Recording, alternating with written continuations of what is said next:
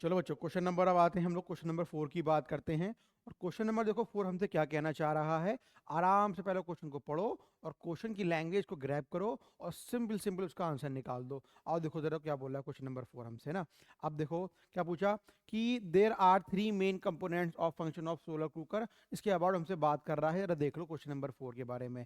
A solar cooker is a device which cook food with the help of solar energy. जो sun से light आ रही होती है उसमें हम लोग बच्चों एक मिरर का यूज़ करते हैं। उस मिरर के माध्यम से एक कन्वर्जिंग मिरर यूज़ करते हैं जिसका नाम क्या है, कॉनकेव मिरर। और मिरर के माध्यम से बच्चों हम लोग क्या कर लेते हैं, सारी रेज को कन्वर्ज करके एक पॉइंट पे लेकर आते हैं। और उस पॉइंट का नाम क्या है बच्चों, फोकस। उस फोकस पे लेकर आते हैं। इससे हम लोग क्या करते हैं, सारी सन की रेज एक फोकस पे मीट करती हैं। उससे बच्चों क्या होता है, हमारे पास अपना एक हीट जनरेट होती है, वहाँ से हम अपना खाना कुक कर सकते हैं। अब क्या क्या देखो यहाँ पे, देखो बच्चों यहाँ पे मिरर लगा हुआ है। ये इनर ये जो ये ब्लैक ब्लैक लगा हुआ है, ये इनर ब्लैक वॉल्स हैं इसके अंदर। ये आउटर थर्माकोल लगा हुआ है, ये कवरिंग ऑफ शीट लगी हुई है इस तरीके से। अब देखो सबका काम अलग अलग होता है। There are 3 main components of the function of most solar cooker. तो क्या क्या है जरा देख लो। कंसंट्रेशन मतलब क्या हुआ, सारी लाइट को एक तरफ गैदरिंग करना है ना। वो काम किसका होता है बच्चों, कॉनकेव मिरर का काम होता है। Absorption the ability to attract the whole heat. जो हीट आ चुकी है, जो हीट हमारे पास कॉनकेव मिरर कन्वर्जिंग मिरर ने कन्वर्ज करके एक पॉइंट पर ला के रख दी है, उसको हमें होल्ड भी करना है। होल्ड करने के लिए बच्चों हमारे पास इसमें से कौन सा कहानी होगी हमें बताना होगा। Retention capacity to retain. अब हीट तो आ चुकी है, स्टोर भी कर चुकी है, अब उसको बरकरार रखना है, उसको मेंटेन रखना है। तो भाई कौन सा प्रोसेस करेगा, ये 3 काम हमारे लिए बहुत जरूरी है फॉर द सोलर कुकर। और जरा समझते हैं क्वेश्चन बच्चों हमसे क्या बोल रहा है। In the diagram of the solar cooker shown above match the parts level with the correct function that they perform. अरे भैया बताओ, मिरर किसका काम कर रहा था भैया, मिरर काम कर रहा था किसका बच्चों, कंसंट्रेशन का। सारी की सारी लाइट को एक तरफ कंसंट्रेट कर रहा था। जो रेस इन्फिनिटी से आती हैं और पैरेलल आती हैं, किसी भी माध्यम से आए और किसी भी मिरर पे या लेंस पे टकराएं और कहाँ मीट करती हैं, फोकस पे। तो भैया फोकस पे कौन लेकर आएगा, मिरर लेकर आएगा। तो काम क्या है मिरर का बच्चों, यहाँ पे क्या बोल रहा है, कंसंट्रेट जो कराएगा बच्चों, कौन कराएगा, वो मिरर ही कराएगा। तो यहाँ पे क्या लिखोगे फिर बताओ, कंसंट्रेशन।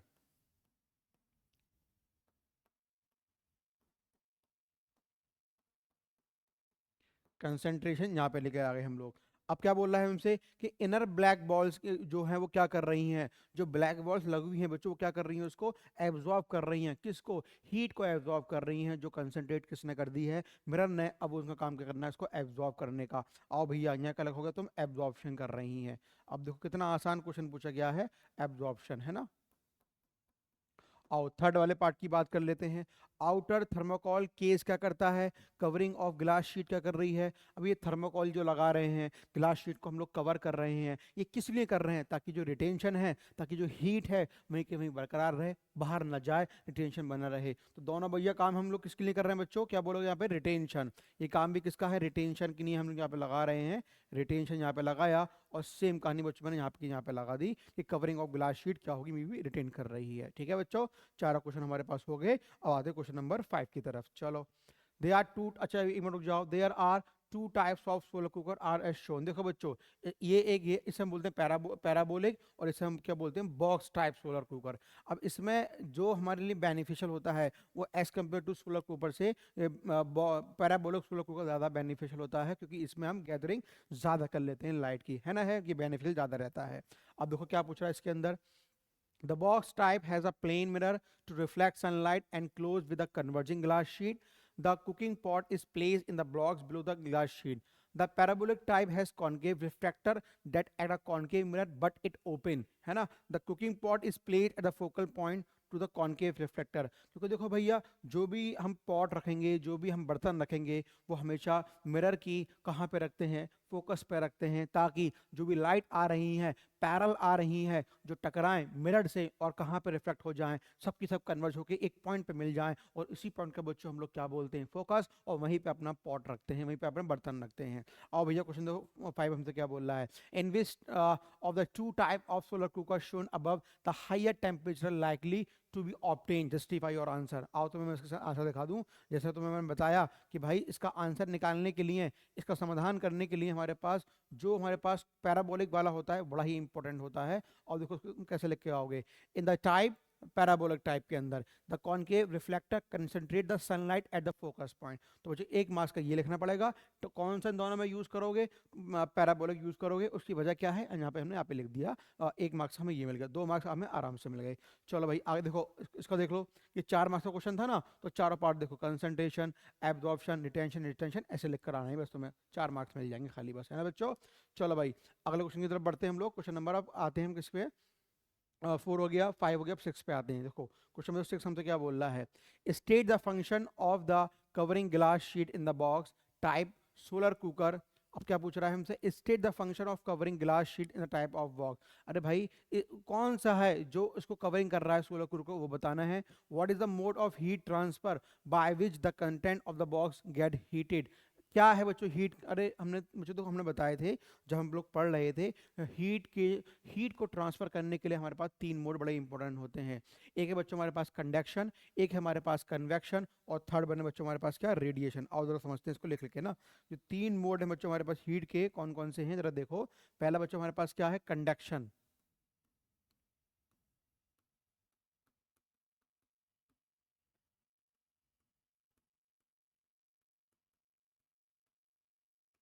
और थर्ड वन है बच्चों हमारे पास रेडिएशन।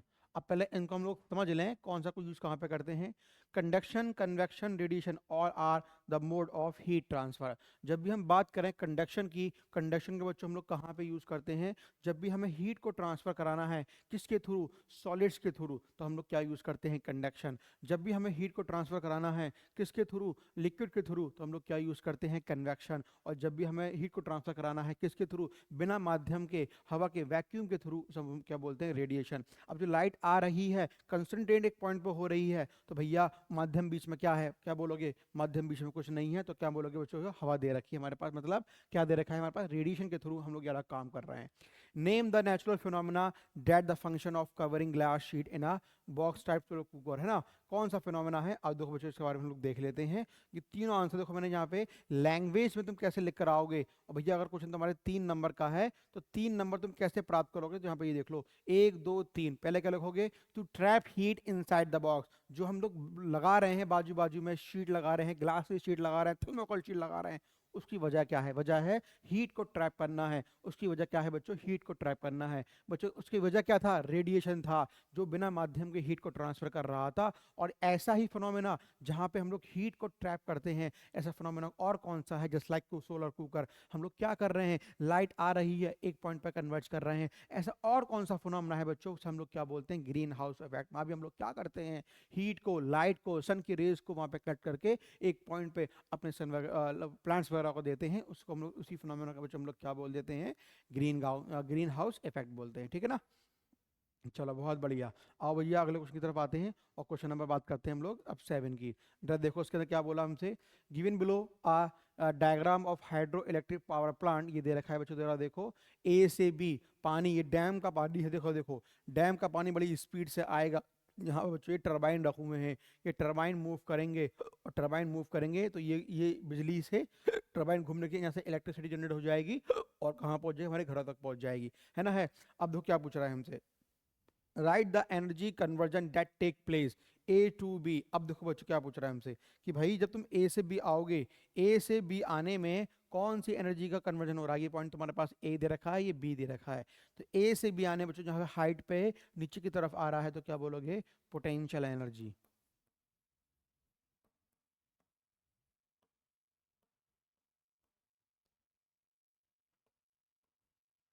पोटेंशियल एनर्जी को हम लोग किस में कन्वर्ट कर रहे हैं, किसके अंदर, काइनेटिक एनर्जी के अंदर कन्वर्ट कर रहे हैं। किसको, potential energy is converted into kinetic energy. ये बात पूरी समझ में ये आ गई मेरे पास। चलो भाई ठीक है, अब कहानी को हम लोग आगे बढ़ाते हैं। अब अगली कहानी बच्चों तो यहाँ पे क्या दे रखी है हमारे पास, जब हमारे पास पोटेंशियल एनर्जी काइनेटिक एनर्जी में आ चुकी है, अब यही वाली काइनेटिक एनर्जी बच्चों कहाँ पहुंच रही है, इलेक्ट्रिसिटी के अंदर। तो हम लोग यहाँ पे क्या बोलने वाले हैं, C2D। C2D, डी पॉइंट तुम्हारा बच्चों यहाँ पे ये दे रखा है। तो क्या बोलोगे बताओ, अब जो काइनेटिक एनर्जी हम लोगों ने प्राप्त करी थी, जो काइनेटिक एनर्जी हम लोगों ने यहाँ से निकाली थी, वही काइनेटिक एनर्जी बोलो हम लोग कहाँ डालेंगे इसको, अब कहाँ लेके जाएंगे हम लोग, इलेक्ट्रिकल एनर्जी के अंदर, मतलब इलेक्ट्रिसिटी के अंदर। तो क्या बोलेंगे इसको हम लोग, इलेक्ट्रिकल एनर्जी।